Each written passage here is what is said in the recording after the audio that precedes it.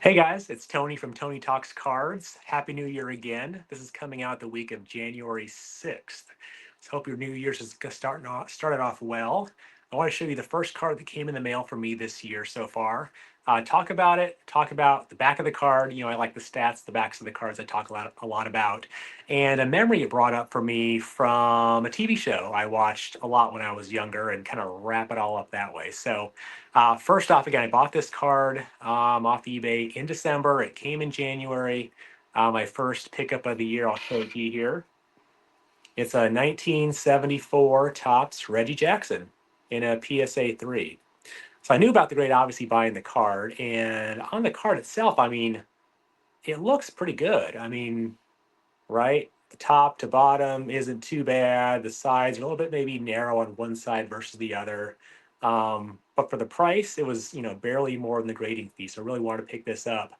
The back, I saw this did have kind of a stain, maybe kind of hard to see there, maybe not. But again, I don't see the back of the card, look at it too much. So it didn't bother me too much there. But upon seeing it in hand and tilting it in the light a little bit, there's a little bit of a wrinkle kind of right at the bottom center of the card. No one could see it unless they looked at the card in different shades of light and angles and all that. But for me, looking at it kind of the first blush, it looks really nice and centered, looks good. And for the price, a 3 is fine. I don't need a 9 or a 10.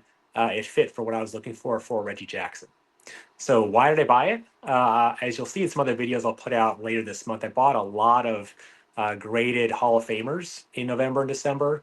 A lot of in the 3 to 5 range, not the kind of top tier Hall of Famers yet, but kind of other ones that are more affordable, mid career type cards. Reggie being one of them here with his card from 1974, which is, my math is correct, about his fifth or sixth year card, give or take.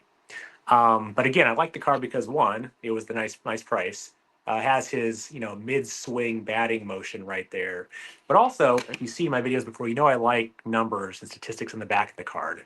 So 1974, again, that's the year the card would have come out probably in packs for kids to buy.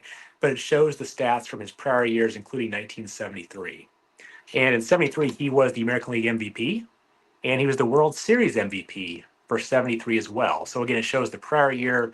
In the prior year, he had those accolades, won those awards, had those home runs, RBIs, et cetera, to win in the AL MVP. But again, the card itself showing the stats comes out in 74. So that's kind of what I was looking for there, trying to get that card with the right stats in the back that kind of had a connection to me about at least why it was a great year for him. But secondly, as I teased, buying this card kind of brought me back to a memory I had of 1990, I guess. I looked it up before I got here of what it was. Any of you guys watch the show MacGyver? Richard Dean Anderson, he was not sure what his job was, but he always found a way to, with a piece of string and some bubble gum and a paper clip, right, get out of some jam, open a door, defuse a bomb, something like that. But I remember specifically grade school collecting height of baseball, football, everything cards was cool to me. There was a MacGyver episode where Reggie Jackson had a guest appearance, and the storyline I believe was that MacGyver and whoever he's working with stumbled on a counterfeit baseball card making company or ring, and he had to try to find them, stop them from making all these counterfeit fake cards, probably fake, Mickey Mantles or expensive cards, whichever ones were expensive in 1990, right, were still expensive probably right now, but making these, pumping them out, right, and being fraudulent there. So I remember, I think one of the last scenes was Reggie Jackson. I feel like taking a baseball, or someone pitching him a baseball, hitting the ball, and the ball like hits a light out, like a big floodlight, over the facilities. The ball knocks the light out. Maybe the light even falls and tumbles and crashes on the building. I don't know what it was, or the electricity not being there means they can't make cards anymore, whatever it was. But I remember thinking that was so cool for my maybe 10, 11-year-old self, seeing that baseball cards were in a TV show, right? For me, it was just me and myself collecting. There were some friends who did, but I was pretty much a solo person. No one else in my class back then. We didn't trade too much in grades in junior high or high school. I was kind of the lone guy doing it. So to have a network TV show have one of their 100 episodes, have Reggie Jackson, a baseball player I knew about, and talk about fake baseball cards and how the plot kind of line ended with him helping shut down the operation was kind of cool. So again, kind of brought back that memory. I did look it up before I got here, and it was 1990. The good old internet can tell you all those things when they came out, what season, what episode it was. So I wasn't making that up. That was true. So kind of a fun little card pickup, first card pickup of the year, a story to go along with it. And like I said, I'll show off some more of my November and December pickups. I bought a lot. If you saw my last video about my different rabbit holes of my card collecting in 24, you know, the fourth rabbit hole was going down vintage graded baseball Hall of Famers.